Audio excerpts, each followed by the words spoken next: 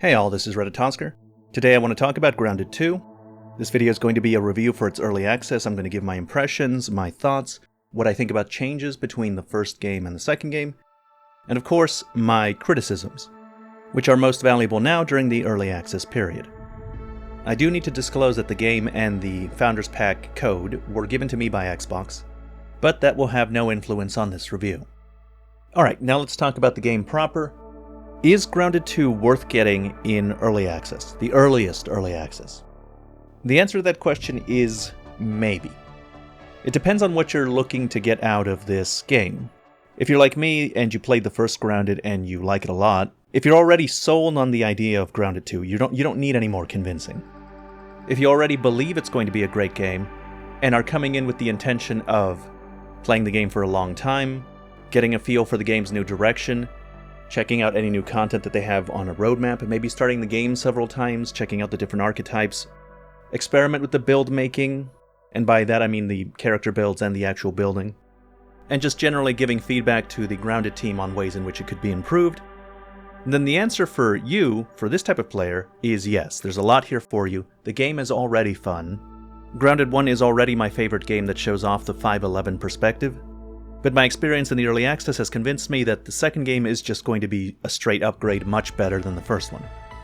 However, if you're not the type of player I've described, if you're not already sold on Grounded 2, then I don't think that I can recommend the early access. So here's some examples of people that I think would be better off not getting it. If you haven't played Grounded 1, but Grounded 2 has caught your attention, definitely don't get Grounded 2. As it stands right now, Grounded 1 is much better. It's a real game. It's a completed game. Grounded 1 is much more polished, it has more content, it's more structured, and the story of Grounded 1 is important to what's going on in Grounded 2. And I think that Grounded 2, when it's actually finished, will be better than Grounded 1 in almost every way. There's a few ways I think that won't be true. I'll go into more detail on that later, but the point for now is that Grounded 1 is still going to be a very worthwhile experience, even if Grounded 2 ends up being much better down the line.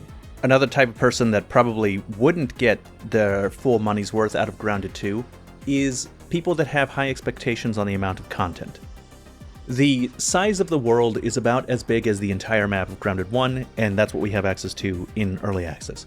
But that doesn't mean that there's the same amount of content in the space. They're just talking about the amount of space that you currently have access to is roughly equivalent to the amount of space that you could have access to in Grounded 1. But that doesn't mean that there's much to do in it. I don't typically play early access games, so I don't really know what to expect when it comes to how much content that we have. However, I have heard several YouTubers that reviewed Grounded 2's early access, and multiple times I've heard the complaint that they were expecting more from it. They were expecting it either to be more polished, to have more content, to have more to do, and the state of the early access on release has them disappointed. The way that I see this early access is that it's giving you the opportunity to give you an idea of what the completed game is going to be like. It does a good job of that. It shows off the buggies, it lets you see how the buggies are going to work.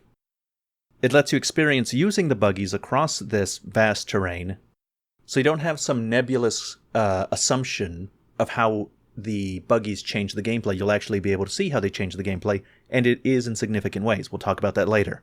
You don't need to have a nebulous idea of how the archetypes are going to work. You can play around with them, and then you can decide if you like them or if you don't like them. Again, we'll talk about that later. The content that is here is super fun, but it is limited in scope. So if you were expecting the early access to be fully polished, glitch-free, the story that you do have access to be completed, and they're not really going to make changes going forward, that's not what I think this is. They're not just going to add new zones, and every new zone is going to be completely polished. This is early access, and the game is probably 2 years from being completely done. There are a lot of bugs. I have had multiple repeated crashes. I've gotten stuck in terrain, I've fallen through the floor to my death, and have not been able to get access to that particular backpack even with using the game repair. There are places in the game like the ice cream cooler that will absolutely tank your frame rate. There's a nasty persistent problem with key binding. Anytime I rebind something and then close the game and come back, all of the bindings will be back to their defaults. And I haven't found a way to make it stop. it also causes weird issues with your controls. My settings tell me that the buttons went back to default, but they haven't entirely. In different times I loaded in, I changed my left directional button to switch to a previously equipped weapon, and then a different time I set it to hot deposit to the area around me. And so now when I load it in, it seems to remember that I changed it to those things, and now instead of doing what it says it does, it actually both switches my weapon and hot deposits to the area around me. It's just very strange. The game also has co-op, there's 4-player co-op. Along with the co-op though, there are a lot of co-op related bugs. I played the game with 4 friends and there was constant issues, and because there were 4 players, that's 4 times as many issues that could hold up the tempo of what we were doing. The biggest problem is that if you are not playing as the host, you're going to have a much harder time in combat.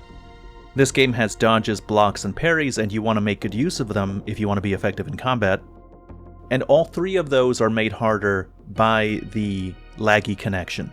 So if you're trying to parry a creature, you kind of have to pre-parry. The timing that you will have learned playing as host or by yourself will not be the same as the timing you need to use when you're the guest. There's also the issue that the game will freeze for several seconds and it needs to decide whether it's going to crash or not. Usually you'll be able to move after 5 to 15 seconds. There's also frequent rubber banding issues when you're the guest, particularly when dodging. And generally it's just a nuisance to be anything other than the host. Probably the hardest thing to make use of is playing with the bow. When you're using the bow, there's a perfect draw mechanic, where you'll do more damage with the bow if you release the arrow as soon as it gets fully charged. This is basically impossible when you're the guest. The lag is simply too severe. Now, some amount of this existed in Grounded 1. You could tell that you had a better connection if you were the host, and occasionally you'll miss a parry that you think you would have otherwise had you been the host. But it wasn't this bad. And this is probably what I want them to focus on fixing the most, their online stability. For me, Grounded's co-op is a primary feature, and it doesn't feel great when you can tell your friends are having a bad time due to numerous network issues. Alright, that's enough on the bugs. I think people get the idea. It's rough at the moment. As for the actual game, I'm very impressed with what we have. Visually, I think it's a straight upgrade from Grounded 1. It has the same art style, it's just that everything is better. Everything has more detail, everything looks more impressive, the lighting looks better. The wolf spider has hair follicles now, making it way scarier. There have been several times I've been impressed just being at my house and looking at the light go through my building or looking at the lighting outside. The only issue I have with how the game looks visually is that in darkness it's very dark. I don't mind it being pitch black in caves, but caves aren't really the problem. I think the worst of it is just being outside. There will be moments where I will look in a certain direction and everything is pitch black, but I'll shift my camera angle a little bit and everything is bluer now and I can see. So I'm not sure that this is actually how the game is supposed to look. I'm not sure it's supposed to be this dark out in the overworld all the time. I'm thinking maybe it's a lighting issue. If it is, then fine, we could have a pitch dark overworld. But what I would prefer is that in caves it's very dark, where you need some kind of light source, but out in the overworld it's more forgiving. Alright, let's talk about the buggies. I like them. One of the things that I like about them is that they don't overshadow the player. You can fight on the buggies and they are competent, you can even block and parry while on them, but they will not do more damage than you would do on the ground. Even the Orb Weaver buggy, which is the combat buggy that we have access to right now, will not outperform you on the ground. And so they are more of a complement to the player rather than a replacement. I also like that they seem to be having a philosophy where each buggy will have a different role, with the Red Ant buggy being your chopping, gathering, and building buggy, and the Orb Weaver seems to be geared more towards combat. I think buggies are surprisingly fun. They're the most polished part of the early access. They're the kind of thing where you get on one, you travel around the yard, and you immediately see the benefits. They really give a different flavor to Grounded 2 than Grounded 1. And I think the reason for that is that the game is designed around the buggies. Let me give you an example of what I mean. In Grounded 2, bugs are kind of distributed across the whole place. In Grounded 1, you could kind of find tons of stuff in one area and get as much as you want out of that resource right away. So if you wanted clay, you could go to one of various high-density clay places even early on. Get all the clay you could carry, bring it back to your house, and then you would be good for clay for a good long while. In Grounded 2, there's not really a high-density clay area that we have access to right now. There are instead various little deposits of clay areas that we have to travel from place to place to get all of them. You can still gather a lot of clay, it's just not all in one spot. And the bugs work similarly. There are places that certain bugs frequent, but they're also just all over the place. You can find different bugs everywhere. And I think the reason for that is the Buggy, because you can traverse long distances quickly, you're also expected to. Another similar situation is Woe Mode. I only have played in Woe Mode in both Grounded 1 and Grounded 2. It's the hard difficulty of the game. And in Grounded 2, Woe Mode, I have found, is much easier than Woe Mode in Grounded 1. At least in terms of fighting any individual bug, is because there's more of an expectation that you'll be fighting multiple bugs at the same time. The park has a high bug density and bug variety, so it's not uncommon that you'll start a fight with a target that you're trying to fight, like a ladybug, and then draw into the fight a scorpion or a bombardier beetle or a whatever. And it's hard to get certain bugs to fight you on their own. Scorpions, for example, always seem to have a pack nearby, and it seems rare to just try and kill one at a time. Cockroaches also, if they have nymphs nearby, will have the nymphs aggro to you when attacked. And the nymphs, even though they don't do much damage, are a pretty big nuisance since they are surprisingly tanky. So the reason I think that Woe Mode is easier is because there's a bigger expectation that you'll be doing more than one bug at a time. Either because the place has more than one of those types of bugs to fight, or that you'll inadvertently draw in more over the course of battle. And this design choice, I think, can be attributed to the Buggy.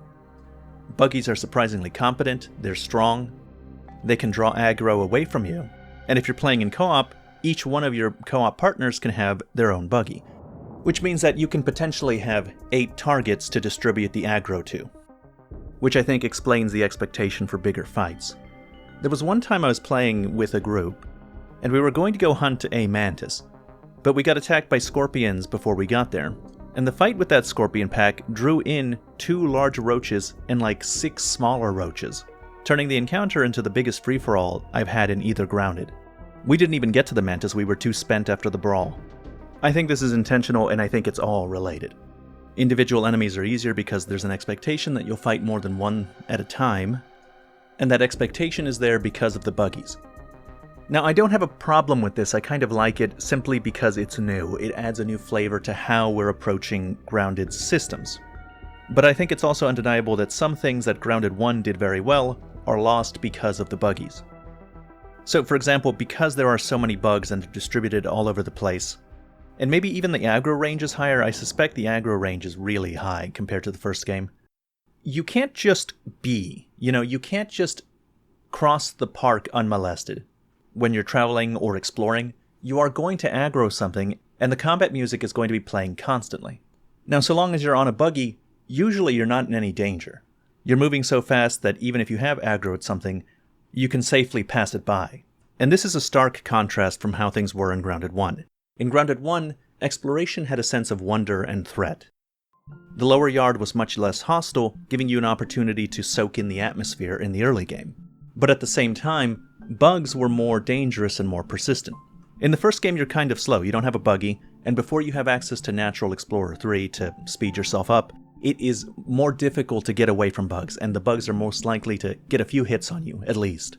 If you encounter a wolf spider, they are really fast, faster than you are, and it's unlikely that you're going to get away unless you can jump into a body of water. Which was what made the grass moving as big things touch it so brilliant. Things were dangerous, so you were cautious. Visibility was sometimes poor, so you could look at the grass moving in the distance and know that there's something there. It gave you a chance to give that thing a wide berth until you knew what it was. The audio design in Grounded 1 was really great. Because of the poor visibility, you could often hear things before you saw them. Sometimes there'll be situations where I haven't seen a spider, but I know that it's there because of its sound, allowing me to make quick decisions to move away. And in Grounded 2, all of that is pretty much gone. While on a Buggy, you have a third-person perspective, and in that perspective, the camera is really high up, giving you great visibility most of the time. And the Buggies are so fast and durable, it doesn't really ever matter to me what exactly I might happen to run into. because I know 9 out of 10 times I can survive, avoid, and outrun the encounter. For the most part, this observation is not really a criticism. The only part of it that is the aggro range of enemies. I think that it should be reduced. If traversing the park is not going to be terribly threatening anyway, then the enemy's aggro radius should be reduced so that I am not constantly bombarded with battle music that I'm not going to engage in. But as for the loss of wonder and threat that existed in the first one, that's not really a complaint.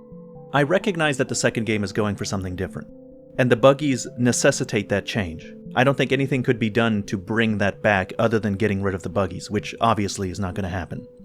And because the buggies and the things they can do with them are also good, they're also fun, it's at the end of the day, I think, a worthwhile trade-off. But now let me talk about some of my pet peeves with the mounts. They are so annoying. The red ant mount can chop tier 1 things, but it can't chop tier 2 things. For that, you'll have to get off of the mount and chop it manually. The problem is that when you do that, the mount will follow you, and it will get right between you and whatever it is that you're chopping, and just overall getting in my way all the time. You can kind of mitigate this by telling it to stay. You can look at it and tell it to stay, and then it won't follow you around. But then another problem arises. When you tell it to stay, it doesn't stay all the time. When you get back on the mount, and then you get off of it again, it will go back to following you, and you'll have to tell it to stay. So anytime you want to do something without the ant interfering and getting right in your face, you'll have to tell it to stay each and every time you get off of it. So I'd like 2 things implemented on this. Number 1, the follow distance of the ant and all of the buggies is a little farther.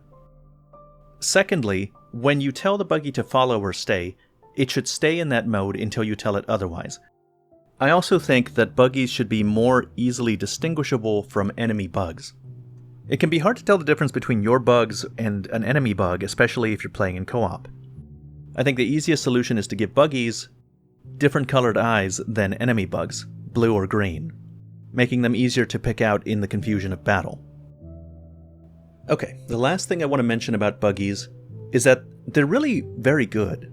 It seems obvious after all of this talking, but I was a little worried that playing in WoW mode, my buggies would die constantly and it would be annoying to have to go get more. But that ended up being far less of a problem than I thought. I've played for something around 40 hours now, and in that time I've only lost my first buggy. At this point, I'm experienced enough in the game that if I lose my buggy, it really would be my own fault. There's a few reasons why it's not as bad as I thought it would be. The first is that the buggy doesn't just die. When he goes down, there's a cooldown, as if he was a player, and you can revive him. And the revive benefits from the reliable friend mutation. This means that you can revive the buggy quickly, and you can kind of be strategic with it. For example, if you have bitten off more than you can chew, and you can tell that your buggy is about to die, maybe the enemy is aggro to him, you can run away, go elsewhere, let the buggy die, and then usually, if you're far enough away, the other bug will just de-aggro and wander off. This gives you a chance to sneak in, revive your buggy, and go about your business. And if you're playing with co-op, even if it's just with one other person, the chances of your buggy permanently dying go down a lot, because the bugs are so fast that regardless of what your friend is doing, even if you're all doing your own thing currently, he can get to where you are. So if you're in danger and you tell him, hey, my buggy went down, can you come help me? He can zoom in from the side, pick up your buggy, and then help you. Or if it's too much even for him to handle with you, he can do the strategy I mentioned and wait for the bug to wander off and revive both of you. I think the buggies really help the game shine as a co-op game. So I'm just really happy with the difficulty of WoW mode. It's just the right amount of punishing. And I personally think it makes the game a lot better for most people, which I don't think I could say the same for Grounded 1. It really was too punishing at the beginning for many casual players. Alright, moving on to some general complaints. I really have to criticize the UI. The UI in Grounded 2 is such a downgrade. I don't understand why it would change so much from one game to the other, and in so many clearly negative ways. I play using a controller, so I'm going to be explaining this using controller layouts. But most of these, I think, also apply to mouse and keyboard. First of all, in Grounded 1, when you're using a controller and you want to switch to a different thing, you can pull up the radial wheel. This has the 8 slots that are on your hotkey. In Grounded 1, you can pull up this radio wheel and select something on it while you're still moving. It doesn't have any impact on your left analog stick. You can move while selecting whatever it is that you want. That's no longer the case in Grounded 2. You're now stuck to the same spot until you've made a selection. A change that makes it much worse to use it on the fly or in the middle of combat. Just an awkward, clumsy change that seems to exist for no good reason. Speaking of which, when you are navigating your inventory and you're trying to deposit things into a container, Grounded 1 had you just pressing square to deposit the whole stack, and if you wanted to deposit individually, you could press triangle. In Grounded 2 though, they changed it so that when you press square, it doesn't drop the whole stack, but just one item. If you want to deposit the whole stack, you would have to hold down the square button for about a second. And it quickly gets annoying to do that every time you want to move a stack from one place to another. There's a hot deposit system, so you can bind a key to deposit into nearby inventories anything that you're carrying that inventory already has.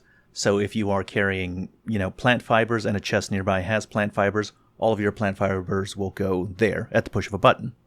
But that doesn't help if the inventories don't already have that thing, in which case you'll have to hold down square every time, or if you're trying to take a stack of something out of a chest into your inventory, like, for example, arrows.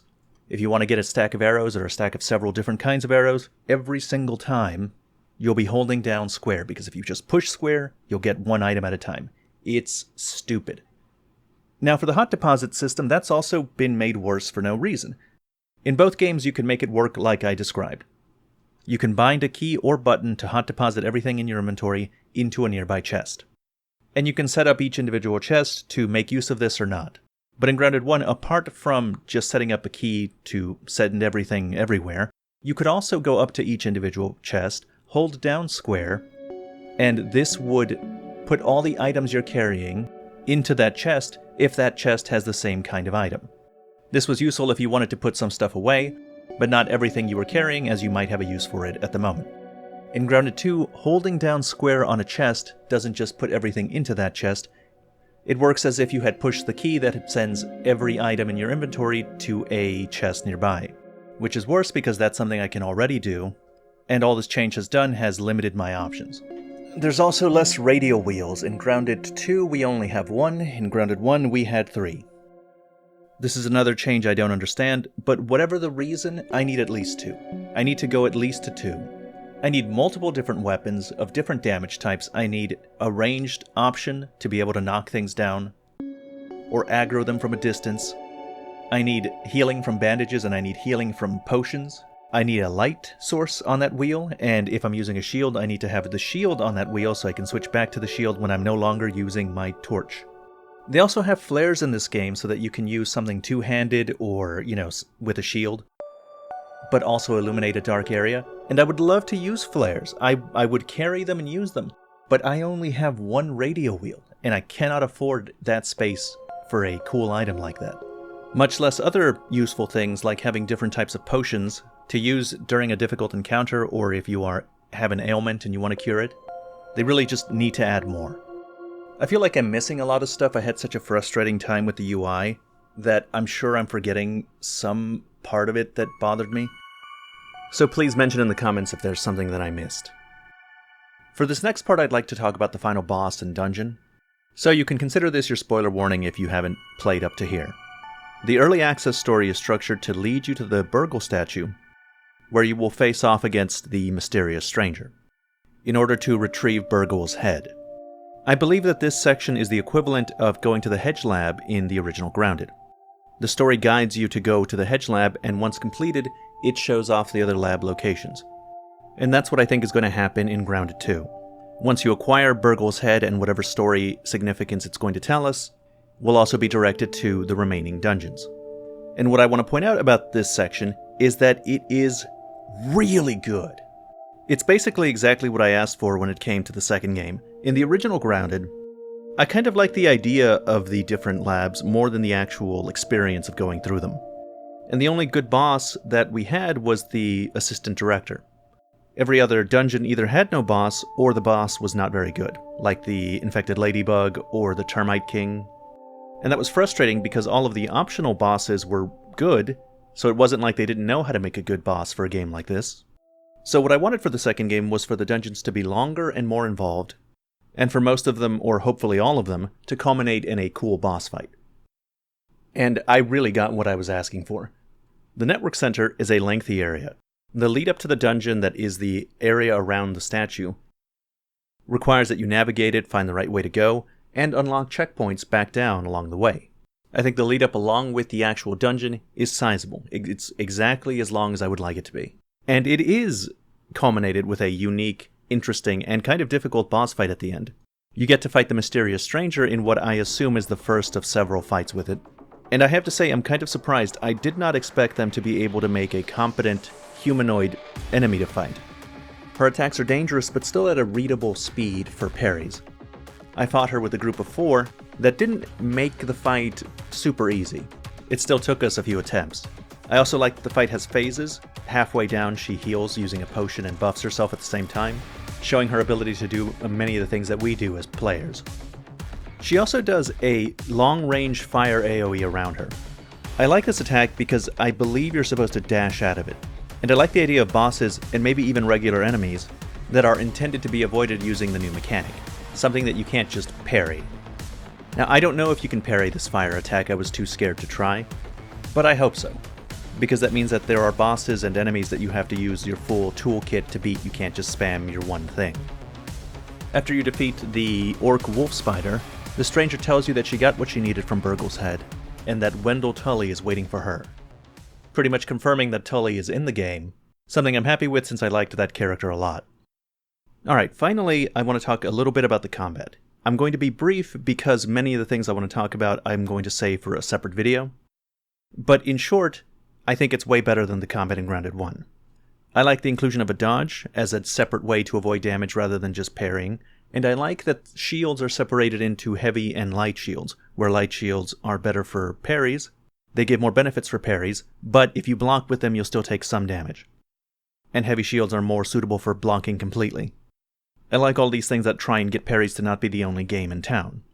I also like that enemy movesets don't home in on the player quite as much as they used to.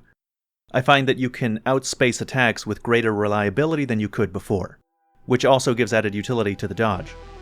The easiest example is probably the Ladybug. The Ladybug still has a lot of health and still can tank a lot of damage, but her attacks don't have the aggressive phantom range they did before. What's true for the Ladybug I've found in lots of different situations. There have been times I've avoided attacks simply by walking backwards. More than anything though, what makes the combat better for me is the inclusion of the archetype system. With archetypes, you're rewarded for leaning into a certain playstyle that corresponds with traditional video game archetypes. Currently we have Rogue, Ranger, Fighter, and Mage. I love making builds in games like this, especially when it lets me lean into specific playstyles that I find appealing. According to the roadmap, there are plans to include even more archetypes down the line. I also like the new insects and the new bug attack animations. The scorpions, I think, are the most fun to fight, but I also like the cockroaches. The first time that one died, and then got back up headless in a frenzy, was very neat. Alright, I think that's everything. My conclusion is that Grounded 2 has a lot of early access problems, but that doesn't stop you from seeing the ways in which this game is going to be really great. It will be easily better than the first one, and will be one of the best survival games out there when it finally releases.